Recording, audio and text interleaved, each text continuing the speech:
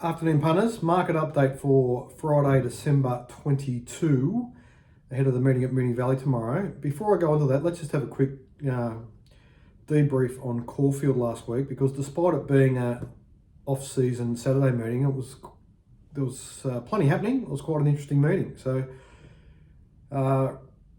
races 4 and 5 had a similar profile. Running by in race 4 was a dominant favourite. The market couldn't find an alternative, and she just kept getting shorter until they jumped. She ended up going around $1.70. She won by half a length, and probably could have won by a little further if she had got a cleaner run. But the $1.70 quite short in the end, but it sort of reflects the fact that the market just couldn't find an alternative to her. Race 5 was a bit similar, with Is It Me standing out. The market did toy with some alternatives in La Derriere and Pink Bow Tie, Rosalia. But in the end, Is It Me did start firming late and won quite comfortably in the end. Race 7 was an interesting race. In the early play, Jambalaya looked like running odds on. But then we got to the serious betting on Saturday, and he was quite easy. I think he even touched like 280 on Betfair at one stage. Firmed a little bit late, but he was very soft, and in the end he missed the place. The horse I fancied, Oak Hill, sort of was quite wobbly in the betting and firmed late, but he wasn't in the right mood and never looked a winning chance. Ginger and Pink, who was coming off a confidence building win, the market landed on her. She firmed and she produced a really good effort to win. So just shows you the value of that confidence building win for a filly.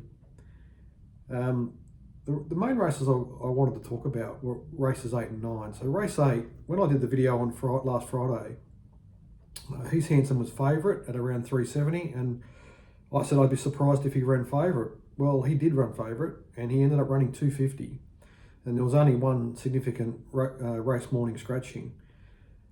So when you look through his form, there's nothing in his form to reflect that level of dominance. When you watch the race, there's nothing in that race to reflect that level of dominance. He got beaten 1.9 lengths, got a perfect run, had every chance. So sometimes you just wonder. I tried to look at reasons why this horse would start with that level of dominance, and it's really hard to find an answer to hang your hat on. But he was really well tipped across the media and across all sorts of tipping services and that sort of thing. So perhaps the models just pick up on that with the wisdom of the crowd theory, and that feeds into it somehow, perhaps. But there was also an element of the market was struggling to find the right alternative in that market. I thought it might have been Bel Air, but he was sort of solid, but not targeted in any way. So interesting. And race 9 was a bit similar, with again Dubai Poet looking like he needed an on-pace pattern to run favourite. And just touching on the track last week, we had the Thursday night meeting there where it looked difficult to make up ground, but in my opinion that was a reflection on the type of horses and the tempos they ran at, not the track. But the market did seem to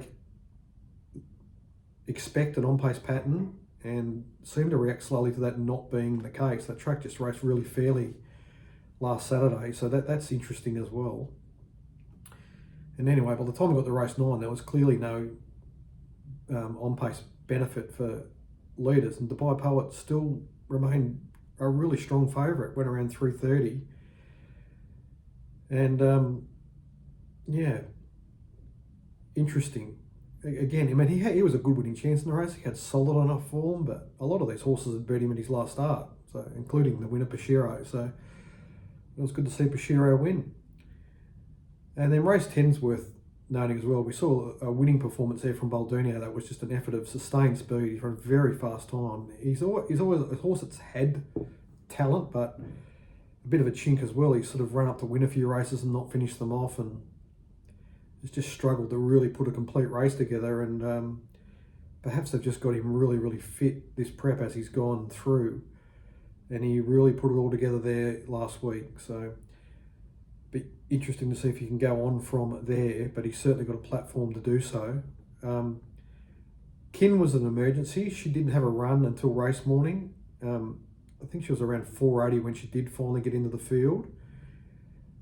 She did have a very big figure. Her career best figure was at Caulfield, albeit at 1100.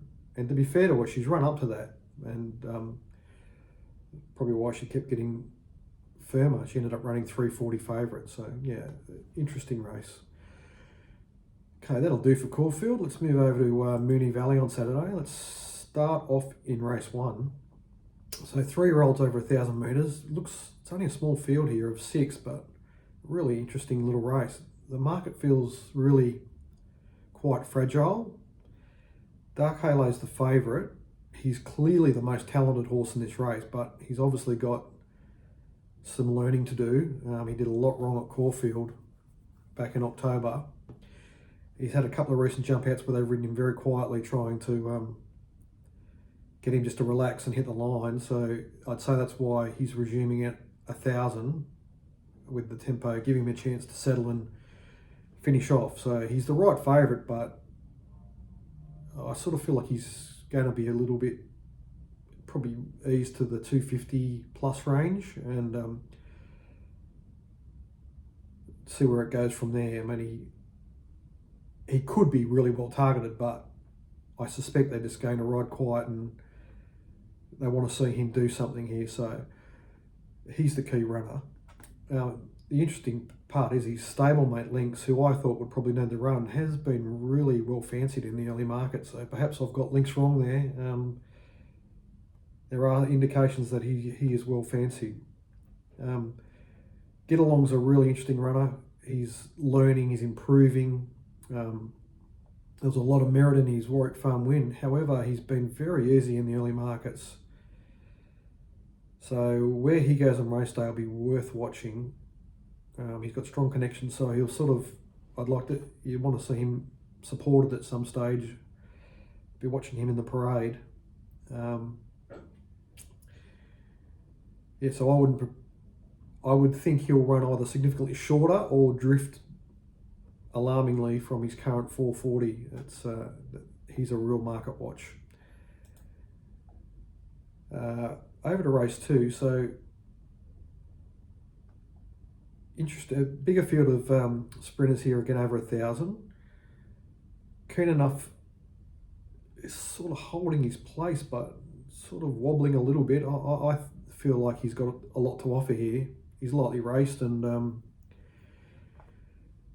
he looks a good winning chance to me, but yeah, no indication at this stage that he's going to run any shorter than his current 420, but that could change. Rhetorical's interesting because she's a 3-year-old filly, the only 3-year-old in the race, and that in of itself gets attention and get delayed on as well. That's, the ticks are starting to build up, so I could see Rhetorical being supported at some stage of betting, although $4 seems tight enough to me, but I could be wrong. There are other runners here though that are very interesting. Change of Cummings is fresh from a campaign in Darwin, which wouldn't look to be strong enough form for this grade, but he has trialled particularly well, and he does look to be quite well fancied in the early market, so that he's a very interesting runner. And Great Mama's resuming. She's got credentials. I thought she might need the run. I'm not really sure about gate 1 for her, but it could work out well, and she appears to be well fancied in the early market as well, so it's a market worth watching there in race 2. Let's pop over to race 5. This looks a really even race to me. The 2 of the speed runners are drawn 1 and 2, Philosopher in gate 1 and Epic Centre in gate 2. I thought Epic Centre's probably quick enough to cross Philosopher, and that's why I didn't mark Philosopher top pick. If he holds the front, he's the horse to beat, and he's been well supported in early markets. It appears the RW syndicate's in play here, and that would indicate there'll be another wave tomorrow. So yeah, that's very interesting. There are plenty of alternatives in this race, including Port Albert, who loves Moonee Valley. He's been away to Sydney and Adelaide, so he'll be a parade watch. But if he presents in good order, he could be targeted as well. Twin Perfection's got Moonee Valley form, and will have supporters. So interesting race. Race 6. This is a mares race. South of Houston has wins at Flemington and Sandown either side of a spell in her last 3 runs. The recent win at Sandown was against the males, and it was a stronger field than this, and she's a go-forward horse here and holds a lot of aces. So I was thinking when I first did this market that she would run shorter than 280, but the early market hasn't indicated that, so that's worth watching. There's definitely a case for Holly Lolly to be targeted here. She was only half a length behind South of Houston in that race that South of Houston won at Flemington. Meets her better at the weights, and she's got a good fitness base here, so I'm thinking Holly Lolly will end up running second pick. Yellow Sam will have supporters. It's Lindsay Smith. You've got to be careful, Lindsay. I could just be way wrong here, but I was sort of thinking she's one of the soft points in this market, but that could just be wrong. My feeling the LSM is perhaps 1400, but yeah, this Lindsay can do interesting things, so could go either way. Yellow Sam, I suppose, is the best way of putting it. Prairie Flower, I would think she's in good form, but she likes wet tracks. I think she will run longer than her current price of $7. So yeah, it's another race there that will be interesting to see which way it goes. I was thinking South of Houston would run a dominant favourite, but let's see how that goes. Let's pop over to race 9. Yeah, this is a race I won't be getting involved in. It's a pretty low standard race for a Saturday, and I understand Fearless Rider's got ticks here. Like she loves Moonee Valley. Her 3 runs at Moonee Valley have all been excellent. Damien Lane, last up winner. You know, there's lots of things to like, but 280, she just doesn't have enough depth in her form to run that dominant. I wouldn't have thought, but she's been well targeted in early markets, and it just feels like one-way traffic at this stage. So it'd be very interesting to see where she ends up, because it's one of those races where there's not an obvious alternative. Maybe Turbo, maybe Golden Crusader. He could improve sharply, and you know, there's others here as well. But yeah, it's just really interesting that you have a dominant favourite at that level. When you look through Fearless Rider's form, it's only the Moonee Valley form that could be creating that level of support. Race 10 is a really interesting race. I think there'll be a few moves here. So let's just start with Veloce Cara. She's Mar Eustace, coming off a career best win at the course and distance, and likely to get a very similar run here that he did last start. Like, he just looks really rock solid, and 360 seems a fair price to me. However, he probably won't run any shorter than that, because there are alternatives here that the market could get very interested in. So the obvious one is Sandy Prince. He's coming off the run at Ararat, where him and Boldinio just went head to head. We saw what Boldinio did off that at Caulfield. So Sandy Prince will be trying to repeat that type of rating here. Difference is he goes from 54 kilos or something, a lightweight at Ararat, up to 61 here. And he'll have to do some work from gate 10. So,